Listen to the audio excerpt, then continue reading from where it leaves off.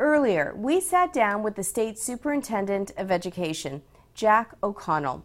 We asked him about foundations and $12 billion in budget cuts.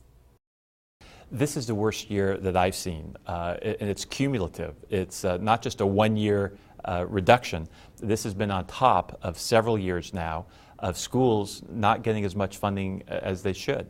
We haven't made it the top priority in Sacramento like I would like to see it made, and we simply have not been investing in the future. When you look at dollars spent per student on a per capita basis compared to the other 50 states, we are an embarrassingly low 47th. We're not making the type of investment in the future we need to do if we're going to remain economically strong, if we're going to continue to remain for our country an economic giant. It has to come from California. We went into some of our local schools in San Diego County, called a number of our districts, and looked into education foundations, which I'm sure are not a new thing to you. They started surfacing after Prop 13, late 70s, early 80s. These foundations are raising money for their schools.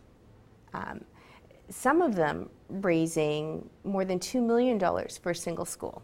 And it's not unusual for these foundations even to be raising enough money to change the teacher-student ratio. Are these foundations a good thing? The foundations are a good thing, but we have to be concerned, and it has to raise a red flag for us if we're contributing towards the inequitable educational opportunities of our students.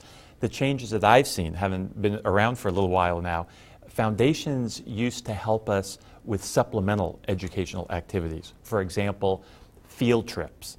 For example, end-of-year party. For example, additional textbooks, something like enrichment activities.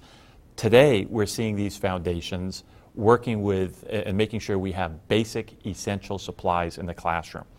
Books, pencils, paper, Kleenex, to be very basic. And then some that come from more affluent areas, candidly, can help us with class size reduction. Look, I wrote the law on class size reduction when I was a member of the legislature, so that we had 20 students, no more than 20 students to one teacher, grades K through 3. And I'm really the architect of our modest high school class size reduction program. And Governor Wilson was great coming up with the funding. I always say that. But now we're seeing many of these class size reduction programs, districts walking away from. They're simply not able to afford them because the incentive money is not enough. And that's where these foundations, many of them, where you have some affluent, in affluent communities, stepping up to the plate and making sure that we keep that 20-to-1 with this foundational support. So the foundations are to be commended, but we also have to be aware in terms of policy that our efforts to close the achievement gap are not being addressed with these dramatic cutbacks. How are the foundations required to register? Or what are the requirements in terms of these foundations and regulations, or even registering with the state? There are really very few regulations at all. I mean, anyone can start a foundation, and again, thank goodness for that type of activity. But we do have to be aware of the absence of these foundations in many communities where we're trying to close the achievement gap.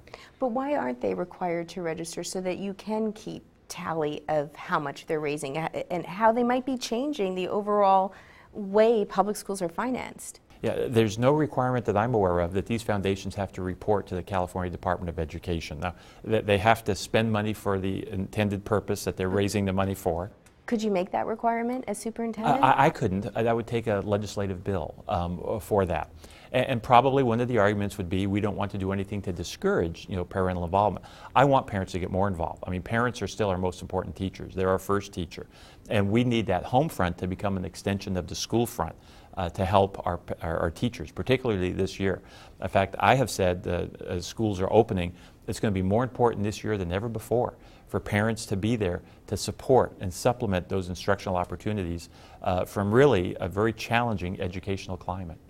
How do you, as superintendent, say, in terms of bridging the gap, and there are laws regarding equity, how does that measure up in terms of California's mandate to provide equitable education? A famous court case, early 1970s, that stated that we need to do a better job of equalizing education for our students. There were some exceptions to that court decision. Categorical funding was excluded. Facilities excluded. The foundations, I'm not sure if it was intentionally excluded or if it just wasn't intended, or really a concern yet. But that's not considered.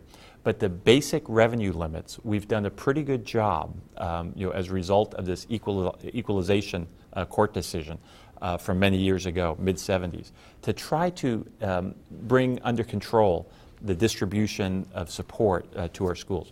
So on the general revenue limit side, we've done a pretty good job. That said, there are clearly inequities. You've pointed out some, I've pointed out some. If the state has an obligation to provide public education to everyone, what are the voters? Are the voters ultimately going to say, you know what, tax me more, do something about this, I'm not happy? No, I'll just write a check, my kid's doing a good job, everything's all right. Where does, if you allow this to continue unregulated, ultimately where does the uproar come over budget cuts? My read is the voters of this state want to invest in public education. And let me cite some very specific examples. Even just this past November, so you're looking at 9 months ago, during the economic recession that we're experiencing nationally and at the state, the voters of this state, when given an opportunity, stepped up to the plate to invest in public education. School bonds, local bonds, 91% passed. And it's not just 9 out of 10. We passed, my numbers might be off one, but it was 77 out of 85. We passed parcel taxes, 81%. At the higher vote threshold, 2/3 vote threshold.